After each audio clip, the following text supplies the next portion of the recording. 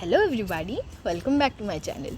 So Scarlett Vlogs presents you mistakes I've made in my 11th, which are the reason partially that I'm a partial dropper. But yeah, anyway, I am desiring to take admission into a government college through AP IPSET. I will make a long form video about it once the seat allotment is over, which should happen in the next hour or so. They did say 6 p.m, but we know sometimes it might get delayed. But yeah, let's dive straight into it. Not understanding the gravity of the situation. When we're in our 11th, a lot of us, we think that I've just entered my JEE prep era and I don't really have to pressure myself, like put pressure on myself or give myself that much stress. And that's true. Don't put a lot of pressure on yourself. Don't give yourself a lot of stress, but do realize that JEE isn't something that's going to happen in a year. Some people have done it, sure. But if you have time on your hands, why on earth would you want to be that person?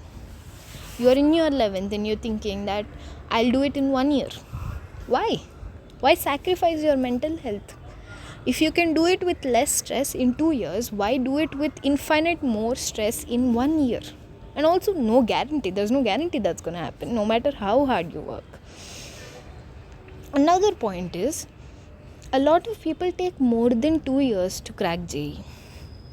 Some people take 3, some people take 4, which is the maximum amount of, like, if you can take a double drop, that's the maximum amount of drops that you can take. And I know some people are advocating for more drops, but that's not my point here. My point is that some people take longer than 2 years to achieve their dream. And some people never do it, no matter how hard they try. And you are out here thinking that I'll waste my 11th and then go ahead and crack JEE in my 12th. That's disrespect to your dream. I'm not saying that JEE is the only way to success. Obviously, different people have different dreams, and I would be a fool to sit here and not support anything other than JEE.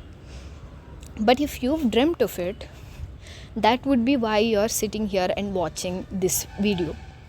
So give it your everything. JEE is something that deserves your everything because it's your dream. You want to be an IITian or an NITian.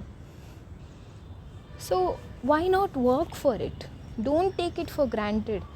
Do not take it as something that's easy to do. People say the paper is easy, chemistry is easy. Yes, the papers are getting relatively easy, but you don't realize that the competition is getting relatively, like, infinite times more, like, higher. And that far outweighs the fact that the paper is easy. In fact, people want tougher papers now. But anyway, just understand that if it's your dream, you have to give it your all. The second point is balance all 3 subjects. I can't talk about the number of times I've seen people worry that their subject cut off. Will it get cleared or not? Me included.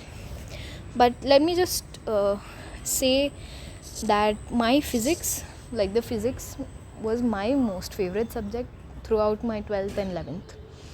But after my JEE January attempt, I was worried because my chemistry was in the dump, in the trash yard. And so I was like, I need to revive my chemistry. And in the process of that, I've completely destroyed my physics. From 96.7 percentile, which again isn't that great, but still, from 96.7 percentile in physics, I've dropped to 94. A decline shouldn't really be happening when you've had more than 2 months to prepare.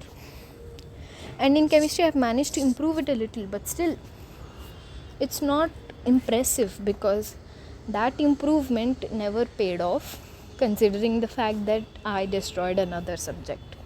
And even in my JEE Advanced, I've gotten embarrassingly low 12 marks. If the cutoff was 2 marks higher, I would have been disqualified twice. Anyway, just never ignore a subject. I know people have problems. I've also had problems, like maths. The teacher that we had in 11th, I couldn't understand anything that he was teaching. He had knowledge, I'm sure of it. but the way he conveyed it was just not resonating with me. That's when you resort to YouTube teachers. There are a lot of people who've taught extremely high quality content on YouTube for free. The first name that comes to my mind is Bounce Back. It's incredibly helpful, and I know I keep promoting Bounce Back, but it's the reason, like partly, I would give credit to my new teacher who stepped in my 12th grade and really fixed chemistry for the majority of my class. Sorry, maths. Partly why my maths percentile increased from 96 to 98. Anyway, moving on. Maths is important. Nobody can say it better, but I've heard this phrase: chemistry is your score deciding factor and maths is your rank deciding. That is absolutely true. Math is also your confidence deciding factor. If you are strong in maths, you will be strong in some parts of physics by default and some parts of chemistry also by default. And with maths being the only thing that's not been dumbed down by NTA, physics level has drastically fallen, especially in 2024, and so has chemistry's. But maths has been the one thing that has still remained like a good level.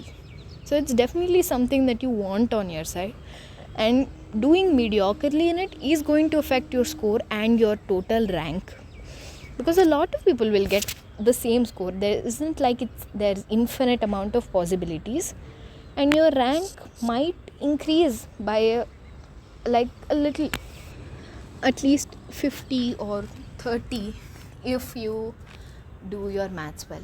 But then again, I feel like the most important part is the fact that you have confidence in maths for at least a few topics like integration, differentiation, the calculus. It's going to be useful in your chemistry as well as physics, so at least do those. And make sure that you never have to worry about sectional cutoff, the subject cutoff part. It's embarrassing for everybody.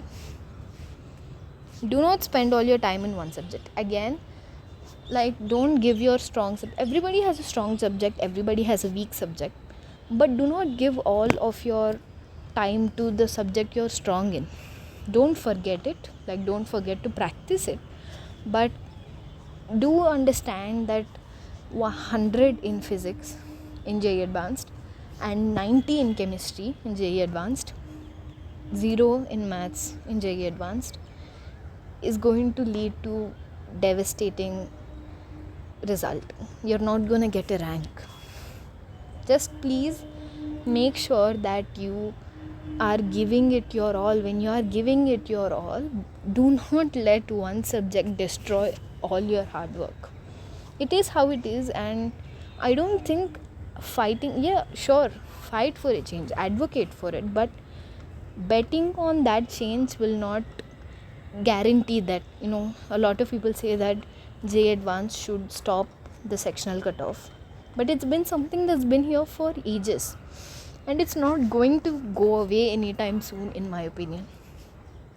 But anyway, the next topic that I want to talk about is pretty interesting: strategy videos. I feel like they are classified into two categories. One is the gurus that tell you that you can crack JEE in 6 months, and they'll start this when you're in 11th only. So it's also promoting the psychology that we talked about in the earlier videos. Do not listen to them. They may have cleared JEE, they may have done it in that same exact method, but there is no guarantee that you will do it. I would rather go with people who are genuinely giving resources, like Mohit Goenka sir and Physics Galaxy. So Math on Go, most of the time sir doesn't talk bullshit, obviously, but again, don't fall into the rabbit hole of Math on Go. But anyway, I feel like every time Mohit sir comes up with a strategy video, he's more focused on what he can provide. Every resource that's on his channel, he'll incorporate that and group it and give you a detailed planner. Okay, we have 20 days. These are the topics that you need to focus on. This is the order that you need to do them in, and everything. So I've prepared a checklist. You can just follow that, and I've given you all the resources in the checklist itself. So I feel like that's helpful. But people who are like do coordination compounds, again, yeah, absolutely, knowing the weightage is extremely important. No one wants to sit around and do chemistry in everyday life only to find out it's deleted. But that's beside the point. You need to know what's like some people may ignore biochemicals only to find out that in every shift a question comes. Okay, so know the weightage, watch one or two of those, but don't give yourself the illusion that okay, just doing this is enough. Do those first, but don't give up there. Just, it's easy to fall into the rabbit hole of like clear JEE in 1 month, clear JEE in 2 months, because it's very confidence boosting, and I get why you're watching it, but it's just not healthy, nor it is a good use of your time. But anyway, the resource that I wanted to talk to you about is Marks app. Again, I'm not paid to endorse them. I just feel like they have a lot of helpful features in there. They have formula cards, they have formula sheets, basically for really quick revision. And also Mohit Goenka sir has a playlist for very quick revision. So like first year, second year physics for JEE means he has summarized in I think 7 hours, and I find it okay to watch him at 1.5, so that time again reduces down by a significant amount.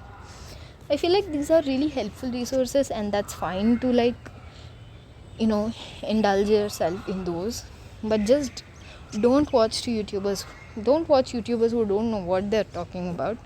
I swear, some people have never heard of, like, actually written the JEE main exam in their life, and they still come out with these strategies just talking about shit they saw on Google. But yeah, that's really all I have to say for this video. I don't want to waste your time any further, and if you have any suggestions on how I can improve my videos, like video quality, audio quality, like any other topics that you want me to cover, do let me know in the comments, and do explore my channel for more JEE dropper content. Anyway, bye, all the best though.